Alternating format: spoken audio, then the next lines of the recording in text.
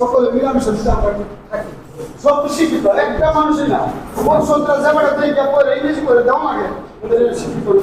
কেন আমরা এরকম কিছু খারাপ কেন আমরা এইরকম করি? এটা বুঝে ব্যাপার আছে, বুঝে হঠাৎ না কারোই না। মুবারক আমাদের ছোট ভাই, মুবারক আমাদের দীর্ঘ সময়ের সাথে একসাথে রাজনীতি আমাদের জন্য ভাই এসে কথা বলবেন, ওখানে আমরা কথা বলি। আমি চাই শান্তি দিলে আপনাদের, আমরা শান্তি দিলে অনেক এর আসার কথা না।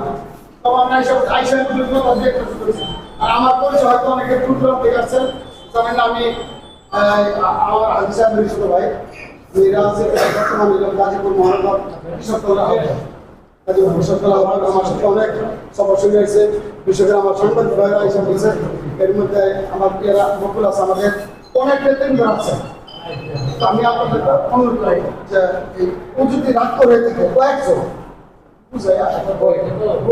আমরা বলি নাকি এই নিয়ে কিন্তু কথা নেই, ভাগ করার আছে কেউ খাইয়া বলে এরকম ভাগ করার নয়। আপনাদের লোকদের যারা পয়সা অনেক কষ্ট অর্জিত পয়সা, সারাদিন দোকানে বসে থেকে পয়সা, সত্যের পয়সা, ন্যায়ের পয়সা, হালাল পয়সা। কেন আমি এটাকে নিয়ে একটা লোক শুনি মনে হয় কি আপনার বাড়িতে শুনি মনে কি কোনো দুর্নীতি কোনো আঁকড়া কোনো কিছু আছে। আল্লাহ আমার মাফ করে আমরা আমি খুশি আমার ভাই বড় ভাই আছে কথা বই যদি আপনাদের কোনো সমস্যা প্রয়োজন আমরা করে দেবো। সেটা আমার আপনাদের কাছে ঝগড়া পাশা দয়া করে করি না চালা সকলে পরিবেশ পরিস্থিতি দেশের আপনার সকলে জানেন। আমি তো করে গেলাম না, আপনাদের ধৈর্য ধরে আহ্বান জানালাম। আসসালামু আলাইকুম।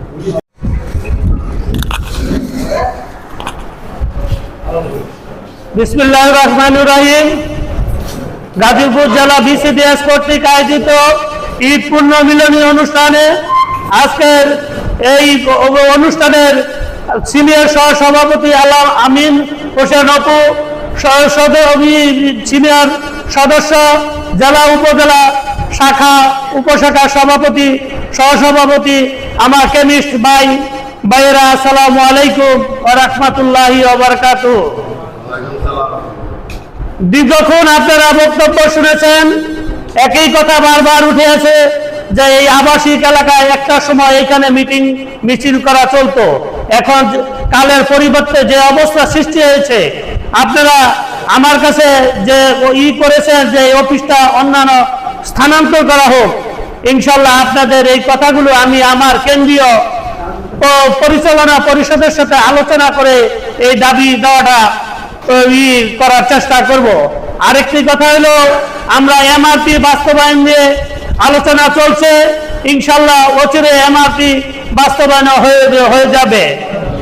আগে যেভাবে বিসিডিএস চলতো ওই নিয়মে এখন আর বিসিডিএস চলবে না, পরিবর্তন আনতে হবে। এককভাবে আর বিসিডিএস চলবে না। আমি অত্যন্ত খুশি আপনারা যেভাবে একটা দুষ্কৃতী একটা শয়তানকে মোকাবেলা করছেন, এই জন্য আমি আপনাদের শান্ত শিষ্টভাবে এবং ভদ্রতা ভাবে আপনারা করেছেন, এই জন্য আপনাদের আবারও ধন্যবাদ জানাই। তবে যারা আপনারা আরো কিছু দাবি দেওয়া তুলেছেন যে এই আমরা যথাসময়ে উপস্থিত থাকার জন্য মিটিং এ আসবো। আসলে যথাসময়ে আমরা যদি আসি তাহলে উপকার হয়, কারণ আমরা এখানে যারা আছি অনেকে আমাদের কিন্তু গ্রামে ডাক্তার বলে ডাকে। দেখেছে হঠাৎ করে কেউ অসুস্থ হয়ে পড়লো, প্রাথমিকভাবে আমরা প্রেশারটা মাইটা একটা করি যে আসলে এই রুগীটা এখানে রাখা চলবে না, আমরা দ্রুত হাসপাতালে ট্রান্সফার করি। তবে আমরা এই সময়ের মূল্য দিব। আমরা দীর্ঘক্ষণ আলোচনা করছি, এর পরিবর্তে আসলে এখানে যে একটা বিশৃঙ্খলা সৃষ্টি হয়েছিল, এরপরে ওই পরিস্থিতি আর নাই। ইনশাল্লাহ পরবর্তী সময়ে আপনার যথা সময় উপস্থিত থাকবেন, এই বলে আমি আমার সংক্ষিপ্ত কথা শেষ করছি। সকলে ভালো থাকুন। আসসালামু আলাইকুম।